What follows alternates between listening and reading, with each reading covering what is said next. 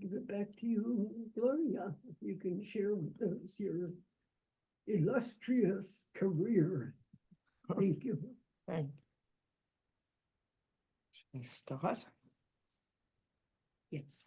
Okay, good afternoon. Well, then, this is a pleasure to be here, and uh, I was looking forward to it, and I hope I do a good job.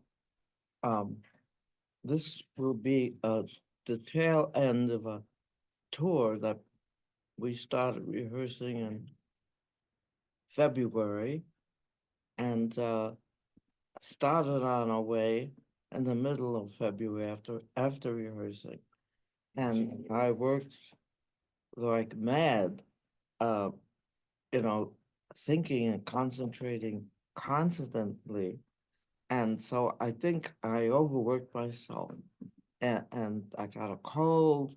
You mentioned it, but the beginning of our tour, we went to South Dakota, and we were in Vermilion College, and that was quite a thrill for me.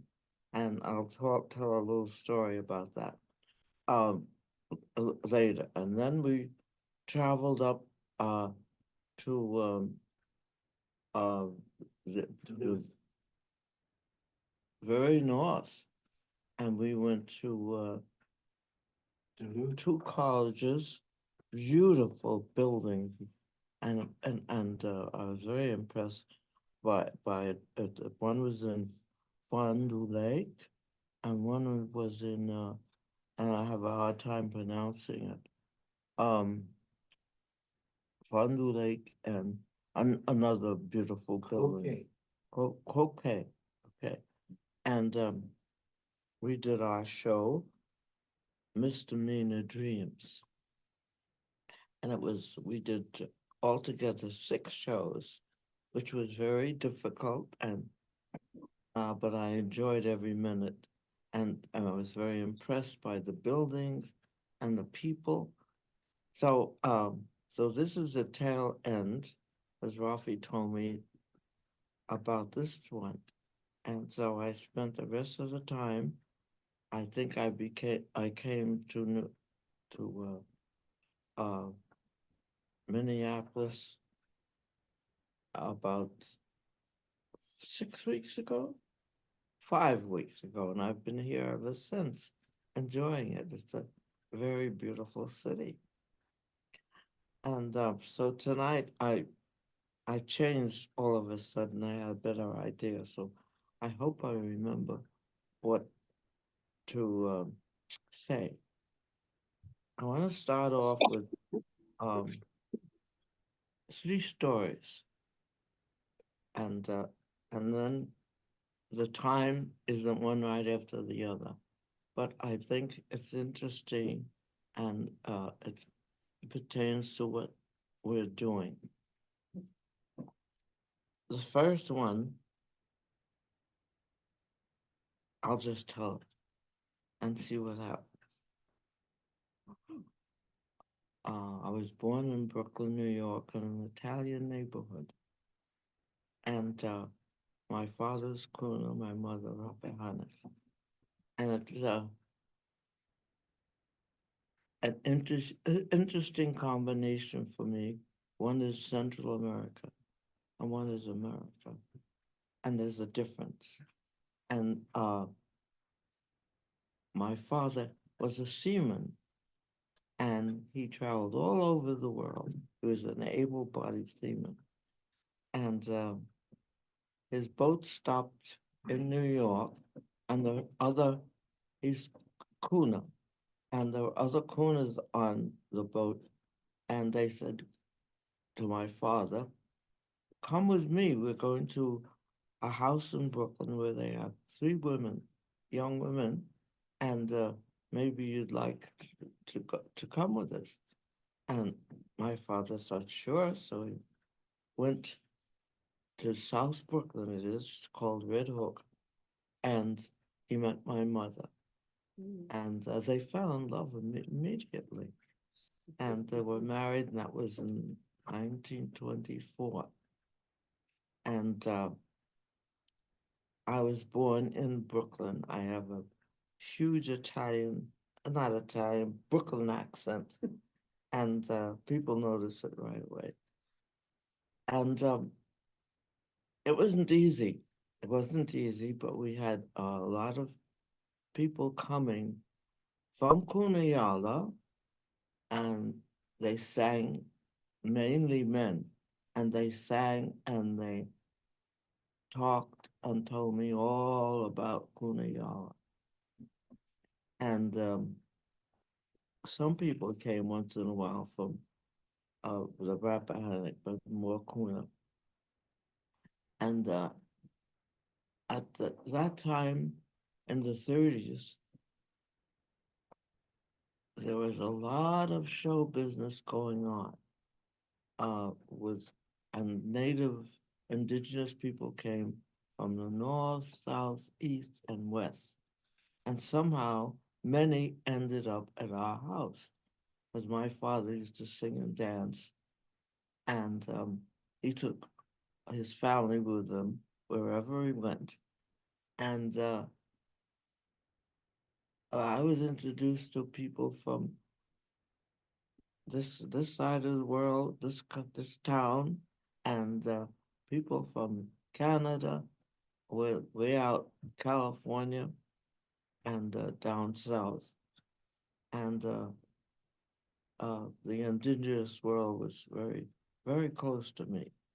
And my father was a pretty good singer dancer, and so he sang with all the natives from Canada and the Hopi and Sioux and the Cree and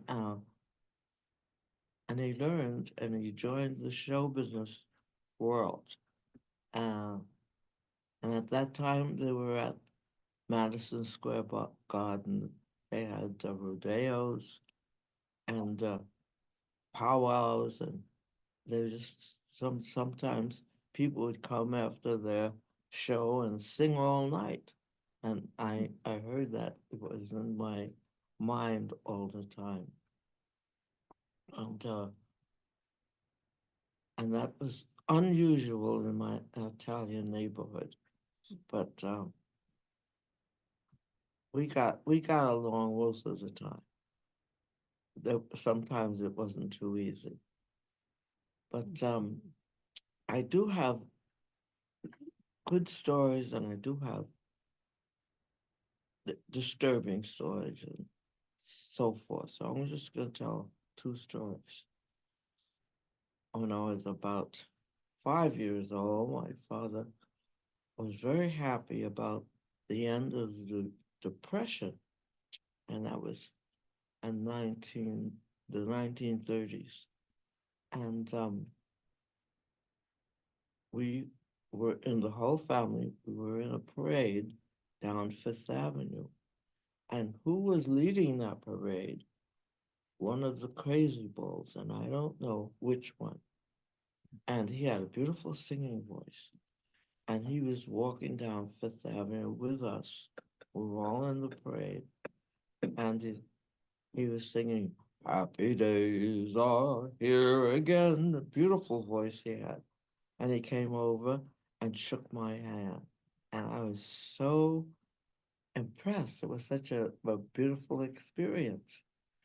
And I kept that in my mind.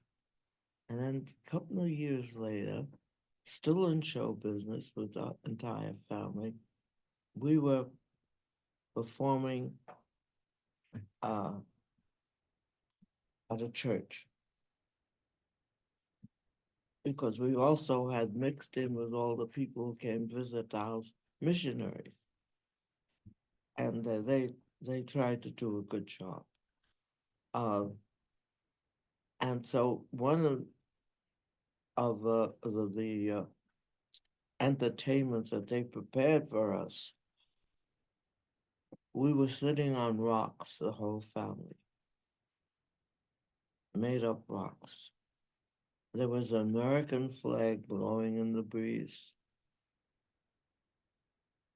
and wind blowing on wind blowing, and behind that a chorus, and the chorus was singing, "Oh, beautiful for spacious skies," and that remained in my mind.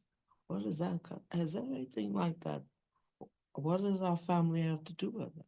You know, that was very nice. But there we were sitting on rocks. It had nothing to do with any of our culture or anything. That remained in my mind. And so 7 years, or maybe more, I don't remember. No, it was more. Many years later, I kept on thinking about that. What can I do? What can I do about that? As I grew up, I was thinking about that. What should I do? And that's when it came into my mind. And my two sisters, that we should think about this. And so we decided we were going to make a theater piece, do something in the theater, because I had been studying voice and so forth. And so we started Spiderwoman Theater. That was about 1973. What? 75. I don't know what it means. Anyway, so we got in 1973 was the year that I went back to school because of my other life. I went back to school and I studied theater. And so I wrote a little piece. And that's the beginning of my thoughts about what I can do about things and change it. Because I didn't like what we had to do, and there were some beautiful things going on. And so me and my two sisters decided to make noise. And one of the first pieces I did was called "See Me, I'm Still Here." And let's see if I can do this again. See me, I'm still here, talking, loving, thinking, creating my songs, my stories, my dances. Now I tell you, my songs, my dances. And it goes on more, but that was the gist of what we wanted to do.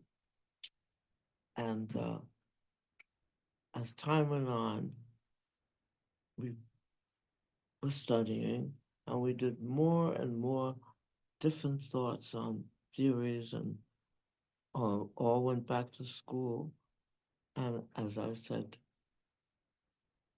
we started working on Spider-Woman. We didn't know, we didn't have a space.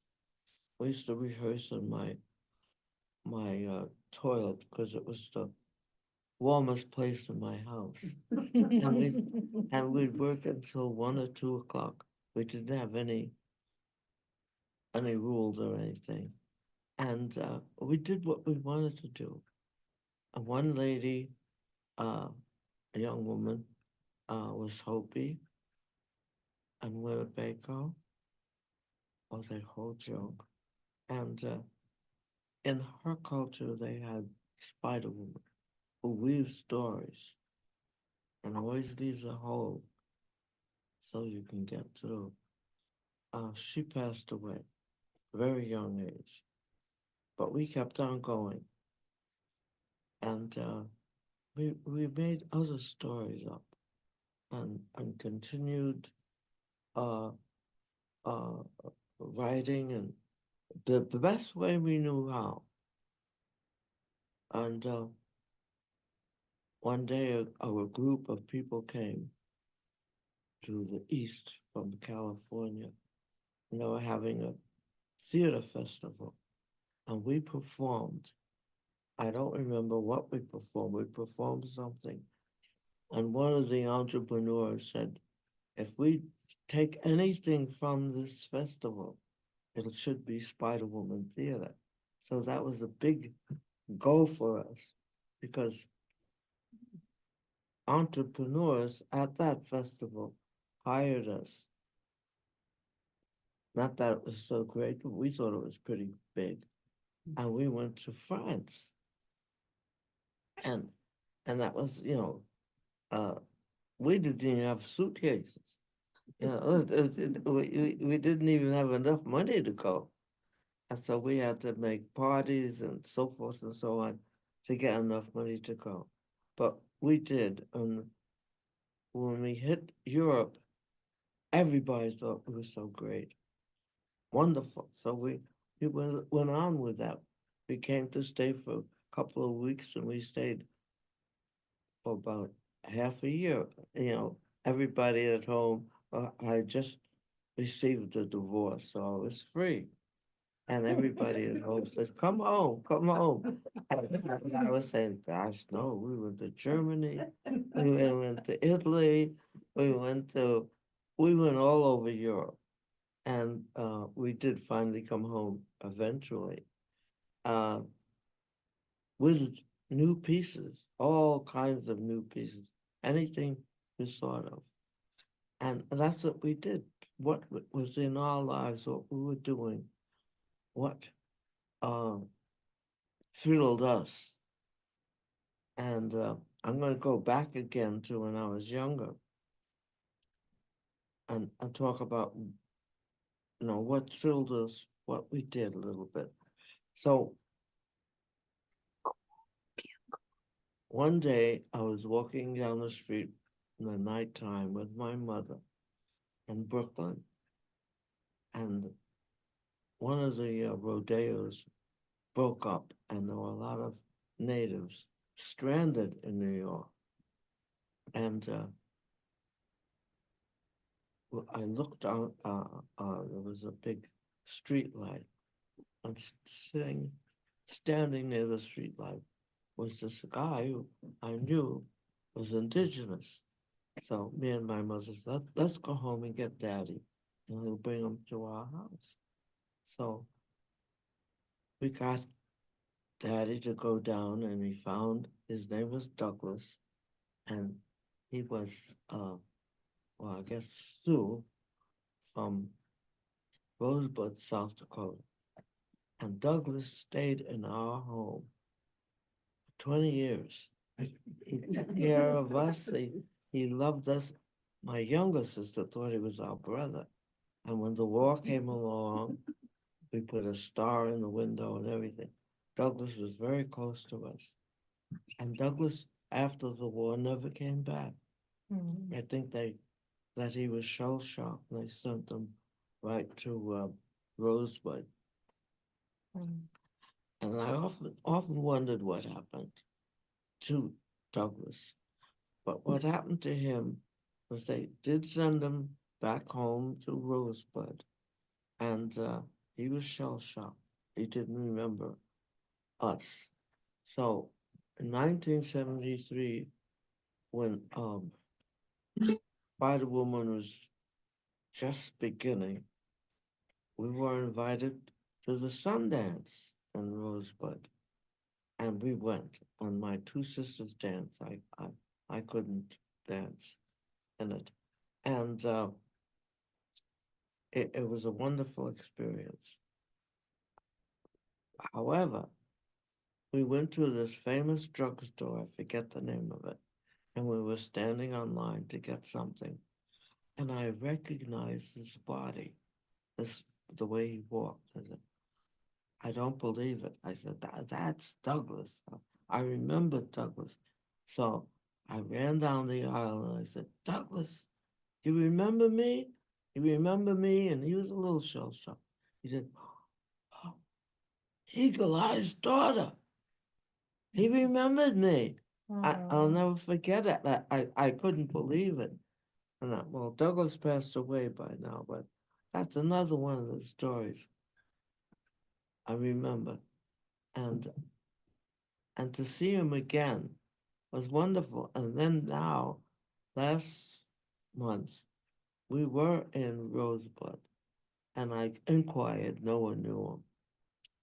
But that connection and that whole thing was so beautiful that he remembered. He remembered. My father has Eagle Eye in his name because in Kuna, his name is Sulu Ibia Olingaladina Matapipi. And that means eagle eye walking on a golden road. And so he just translated eagle eye.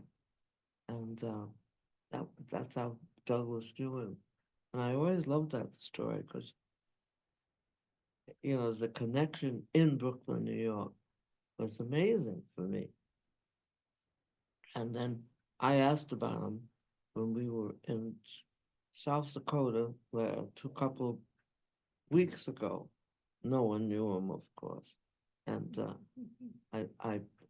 we were in Vermilion at the university there, but no one knew him. But, I said to myself, Douglas, we're here, it was a beautiful experience. And that whole experience of the tour was fascinating because we took a big, fancy, hired a bus to go to where's Duluth. You no, went from where Virgil Vermilion, South Dakota to Duluth, Minnesota. to Minnesota. We took this bus, and it was quite a trip where I could see the country and how it looked, and it's beautiful. And we have a very rich country. On that road, there was a lot going on. Anyway, and then we went to north up there, and we did 4 shows, and a beautiful college. Some the college was just native people. Everything was native. They had everything. Beautiful building, beautiful. I was very impressed, and we did 4 shows, and then we took a plane back here, and some of us left, and some of us stayed, and we did a sort of a material gathering with women. I don't know if anyone heard of it. With making things out of material and answering the question, what do I think of myself? What do I like most? What I like, and taking the material and making something out of it, and that was fantastic. And then we came here for that, and so this is the tail end of a tremendous experience that almost knocked me out. I still can't talk, but I ended up with my son and having a wonderful time with him. And anybody want to ask me a question about that? It's all right if you don't. I know the last time you were here, Gloria, you talked about the Wild West show being in New York. Yes, Could you talk a little bit about that? the Wild West show shows the rodeos, the Wild West shows. Native people came from all over, and my family got to work with some of them, not in Madison Square Garden, but we got to know them because they came to the house and they sang. Some guys sang all night, and they came from all over. One man was a close friend of my father. His name was Little Moose, and he came from this town. And I went to a, a young people's festival, I guess it was. And I mentioned that story, and a little guy basically says, "Look, that was my grandfather. His name was Little Moose, and he couldn't see it." And I just love those connections, they're so beautiful. Um, uh, so there's more of them coming, and I'm glad that my son belongs to this group. And this is the tail end. Next week I go back to good old New York. And the show that we did on tour was called Misdemeanor Dreams. And it's something we worked on because people were doing Shakespeare and they loved Shakespeare. So we have our dreams. We called it Misdemeanor Dreams. And it was all about us and our language and what we have left of it and how we use it instead of using the white man's way all the time. And the last scene I wrote, and it sort of sums up whatever we were doing for the last, this 1973, I think, because we have all kinds of workshops, and I enjoy it so much. And I'm going to read the last scene, and well, of our show. But we didn't perform it in this part of the world, which up north we did, but we performed it in up north. We didn't perform it here in Minneapolis. Supposed to do this with a rattle. I left the rattle. Uh-oh, see? All these connections. How about that? So that's out. And if you have any questions about this piece, you could ask me about it.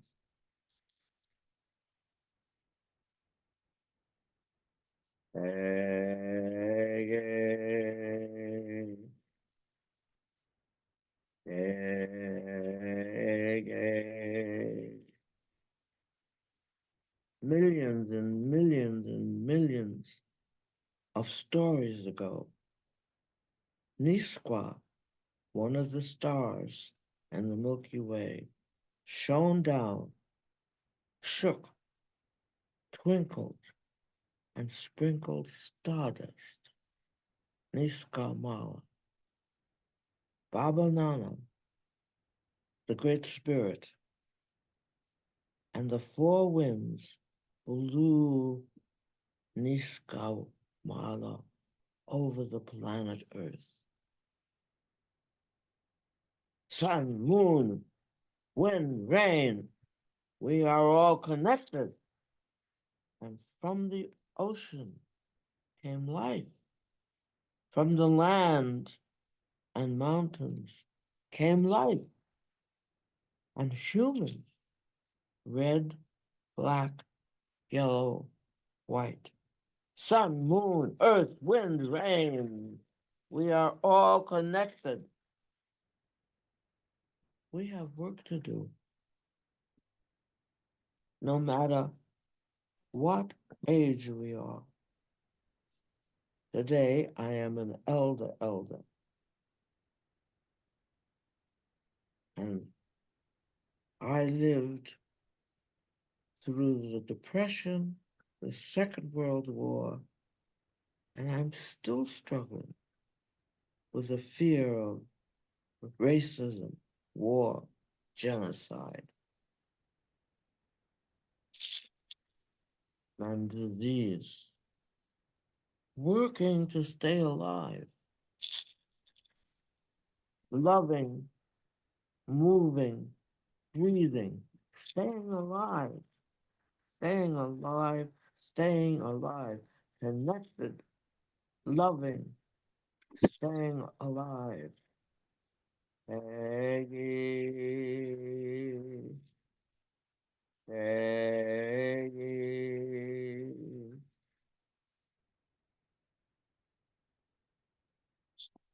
Do you have any questions about that? Is the last scene of Mr. Million of Dreams. You have any questions to ask me about that? That was beautiful. That word she sings, say, is her father's language. It means it's the truth. And when the Council of Chiefs meet for fire and discuss the news of the day, each one responds, say, it's the truth. Yeah, okay. So that gives you an idea. We're a little different, but we're connected with this thing. One tribe. That's Kuna. They call themselves Thule or Thule, but the Panamanians call them Kunas because we think because Panama is shaped like a cradle, which is Spanish, which Kuna is Spanish for cradle. So maybe the Panamanians called us the Cradle Indians. Yeah, Oh, and I was there. I was down there 4 times. It's quite different. For a small minute, I thought I'd bring my professor husband down there, my 2 kids, but I changed my mind because the kids could be swimming in an alligator or a shark. It just take them like that, or lightning, or diseases, and I didn't have the strength to myself. I could go, but I didn't take my small kids. So life would have been so different. And I really didn't know what you guys wanted, but I guess that wasn't 45 minutes, but I thought if you had more questions. I have a question. Can you talk a little bit about what it was like working with your sisters, the struggles maybe, and how maybe hopefully magnificent that was? I know working with siblings can be challenging. It's very challenging. Yes, very challenging. And there are times that we don't talk and we do argue. But we did choose my younger sister to be a director. And she does the best she can, but and because she's directing her 2 older sisters. And my older sister who passed away was like musical showbiz. I was Chekhovian or whatever they call Shakespeare, and I ended up with all that. And my younger sister was in a Broadway show already, and so with her help, we nourished her to go on. So she had more nerve than any of us, and she did a lot of work to keep us together. It was hard when we first went to Europe. It was easy because they liked us so much, and we went all over the place. But then Oren Lyons from Onondaga said, "You women should go cross country, go to reservations." And we said, and we started going cross country and reservations. And he was right. We went to Europe once or twice again, but we got the the old-fashioned Italian, British know-how. We learn from them, and we learn from everybody. And we haven't been back to Europe for a long time. We're still going cross country, you know. So, but Oren Lyons was right. You know, I learned so much, and we went to Canada, and as I said, I went to Central America, Australia, Australia, New Zealand. New Zealand, China. Ooh. Yeah, we went to China. But we were all, Finland. yeah, Finland. We didn't get to Russia, but we're still going pretty strong. Although I'm going to be 98 in July, this one kicked me, oh, the hell out of me. You know, I'm telling you, I'm still fighting it. And I said I'm going to get to Rafi's house, and I'm going to sleep. I'm not going anywhere. I'm just going to eat and sleep. And that's what I've been doing with Janice, taking care of my old body, and Rafi feeding me, and I'm having a good time. Mm. And let's see what happens. I probably would be able to make 1 or 2 more trips, but I just bought a new suitcase. So Bigger. is there any more questions? Would you be okay if we ask some people online if they have some questions? There's a lot of people watching online right now. Would you be okay if we ask them if they had any questions? Okay. I can add something if you want. Your very first piece that you took to Amsterdam was called Women in Violence, and that's the one Oren Lyons told you to take across country. And did you want to say anything about that piece? Oh yeah, we had to think of subjects, and at that time, AIM started, you know, and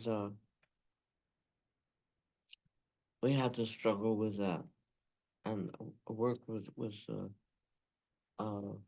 tough men, and we learned from it, and that's how when we did come to go to the Sundance, we had to be careful on the road, because there were cars stopping and asking us questions, where are we going? Mm. At one point, we thought either we throw ourselves in the gutter where there may be a snake, or just fight with these guys, you know.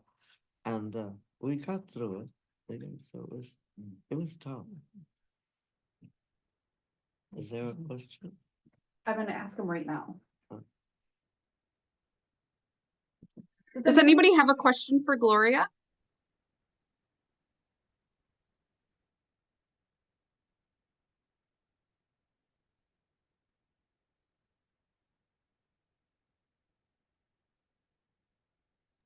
I just want to tell her thank you.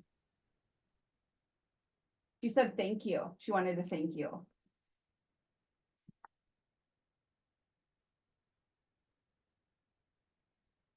Did you have a question? Oh, I just thought you might want to say why Women in Violence was not only a big hit in Europe, but also spent a couple of tours across Indian country. Well, what did Oh, you all have yeah, to say in Women in Violence? A lot happened. One of the stories was I told a story about almost being raped, Mm. and I got away with it. I ran, and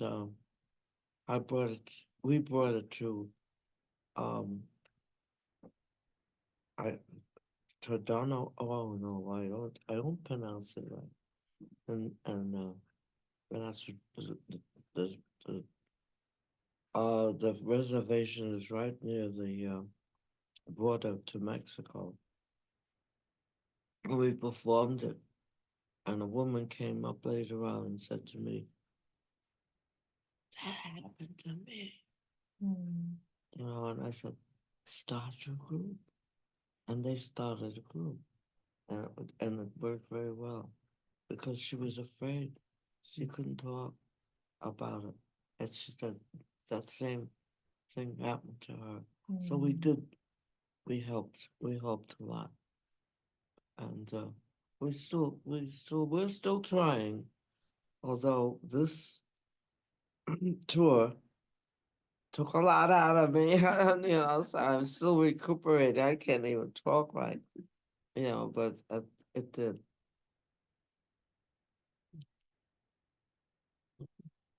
I thought I'd have more questions.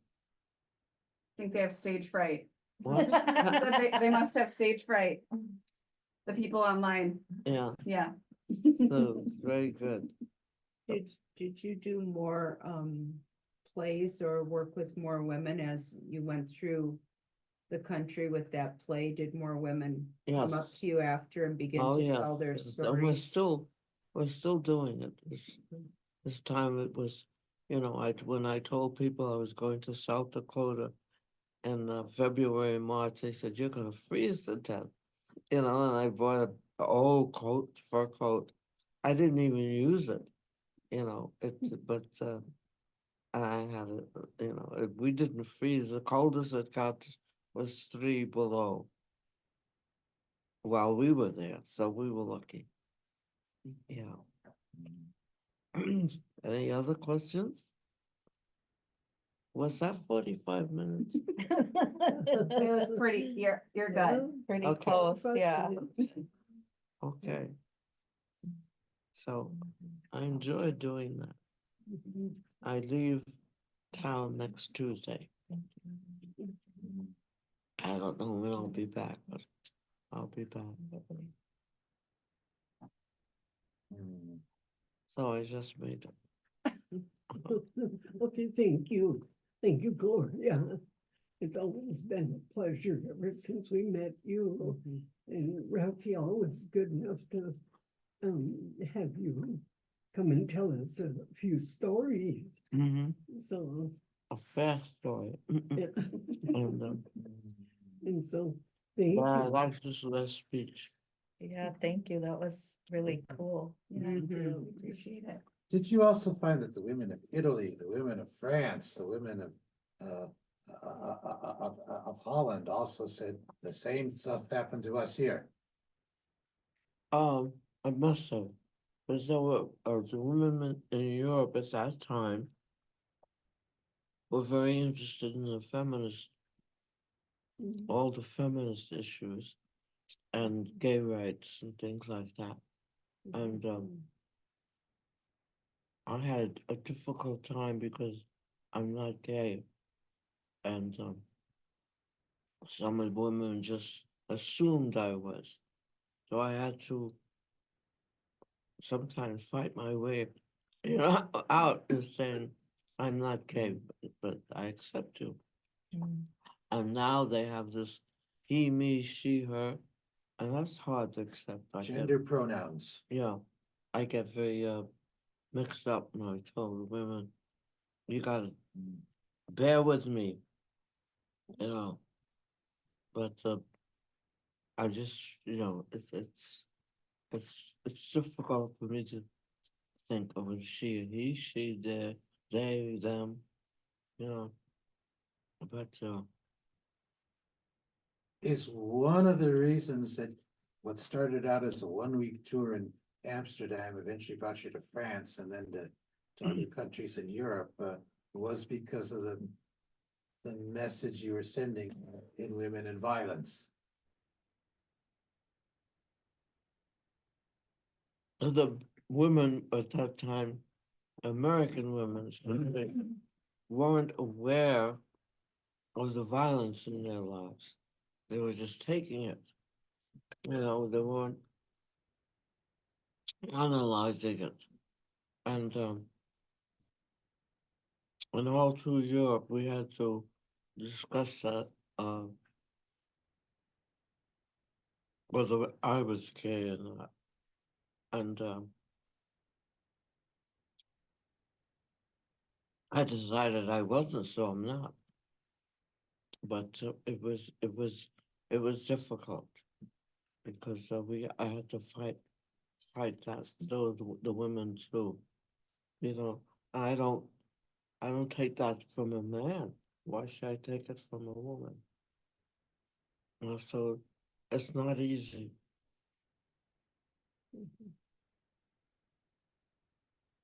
I have, I know that your family, even way back in the early days, the twenties and the Depression, you were performing, and you were also performing with other Indians who lived in, New York City. And, yeah, okay, could you just explain, or tell us about, because a lot of people think, oh, Indians didn't start living in these big cities until after relocation. But from what you've told me, there Oh. were Indians living all over. All over Brooklyn and Yeah. the Mohawks built New York Mhm. City in the skyline. Mhm. And the show business, the rodeos and the Wild West shows were very popular. And fortunately, my father loved it all. But and his other his other job, but this was hard to take, was working on the docks with the mafia. And yeah, it was online with the mafia. And he borrowed money one time. He didn't pay it back on time. And so they beat him up, you know. So he had a hard time working on the docks. That was difficult. And then he became an alcoholic. And that was more difficult. And in fact, you could not work on the dock or belong to the Longshoremen's Union unless you were also paid into the mob. Yeah. And so my father took a loan out from the mob and he didn't pay it back. So we had this big mafia guy come to our house once a month.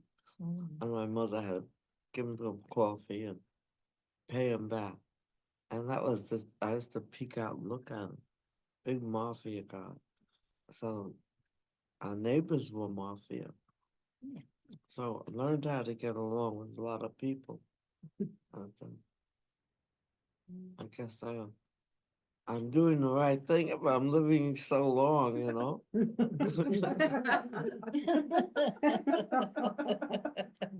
You know. So, are there any more questions? What tribe was your mother from, Gloria? Um, see, I drop lines. Me too. What is it, Rappahannock, Rappahannock, down in Virginia. they're from Northern Virginia. They are political alliance, they are part of the Powhatan Confederacy. Political alliance with Pocahontas's people, in That's right. Virginia, Yeah. not blood. And I think just in the last 5 years, they finally did get federal recognition. Because most of the East Coast tribes, all the court records went up in flames with the Civil War. So any records of Native people after 1865 up in smoke. And she was a difficult woman, my grandmother. But she lived. So, does anybody happen to know the Little Moose family? No. Little Wolf, but not Little Moose. What? No. Little wolf. Moose. Yeah, Yeah. not Little Moose. There's little wolf families in Minnesota, there's no little mooses. Mhm. Yeah. We have some crazy bulls living crazy bulls. living in There St. were Paul. so many of those, Mhm. right? There were many crazy bulls. Yeah. But that was a thrill. When I was a little girl, they shook my hand. He had this beautiful singing voice. And that was, he was happy because the Depression was over. And I lived way back then. It's hard to believe. Yeah. Tell So- them the time you thought you had learned the Ho Chunk word. Well, that's a funny little story. There was an American Indian community house in New York. It's smaller now, but it used to be pretty big, and people came from all over. And this one Ho-Chunk or Winnebago girl worked with me there, and I was telling her that I worked with a man called Blowsnake, and he used to go out in Ballyhoo and Coney Island, and they say, "CDB show, CDB show," I'd be yelling, and I said to her, "Oh, I know a few Winnebago words. She do be show," and she said, That's not Winnebago." I said, "What are you talking?" She says, "No." So she kept on saying it was "See the Big Show," and I was calling it Winnebago words. So we laughed about that. She do be show.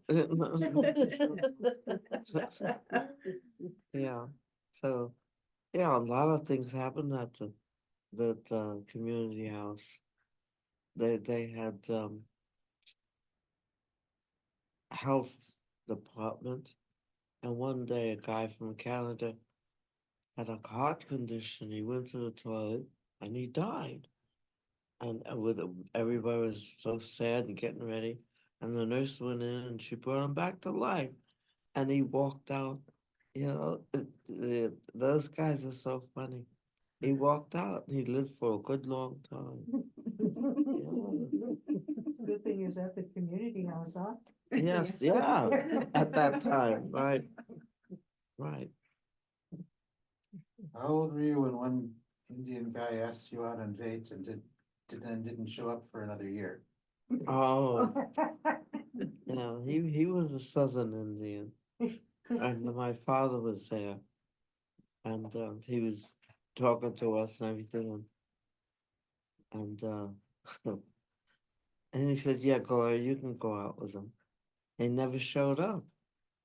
So a year later, he knocks on the door, and my father happened to be there. I said, why are you so late?" I never went out with him, though. That was a warning sign. Yeah. Nowadays, they call the youngins call it ghosting. What do they call it? They call it ghosting. Ghosting. Yeah, like a ghost, like you're just But if you disappear. ghost somebody, do you show up a year later and say, No, I'm here? you just never show up. That's. Never. This guy, well, he had the nerve to come anyway. My father said to him, "You're a little late." Just a little bit. Yeah, just a little bit. And the one guy I did like, Okay. yeah, my sister, my oldest sister took him away from me. Oh. Yeah, I felt that way too. But it was his fault too, because he didn't have to go. Right. Oh, I didn't There's your have sister someone. question. I Yeah, was right. gonna say, That's tough working with your sister then. yeah. Huh? When, said tough working with your sister when she took your man. You always did that. You always. I like her. She was better looking. But Oh. that she thought she was. Well, you used to model. You used to model, didn't you? I don't think, yeah. But it was I've seen different pictures kind of of you, you're beauty. gorgeous. Mm. Still. Well, she was very sure of herself. Mhm. She was very good looking, so Well, you used to model. it does help, even if you're not. You know, for a long time, one of my characters was someone looking for themselves. Couldn't find myself. Mm. I'd look all over, had a flashlight.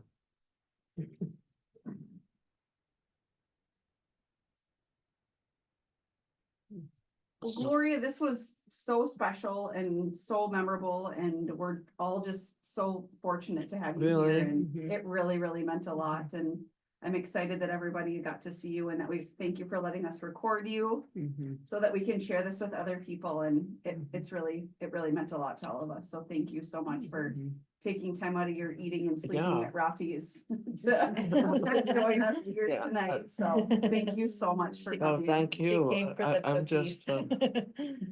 I wish I could do more, but I really am knocked out. Mhm. Mhm. Yeah. I'm Yeah. just, but I did enjoy my stay and I rested. Good. I rested. Well, Gloria, thank you also for giving us Raphael Mhm. and what a wonderful service that he's provided to our relatives here in Minneapolis and St. Paul. What did you say? You go ahead. Who was that? That was Rich LaTurner. Oh, very good. Rich, can you say that again?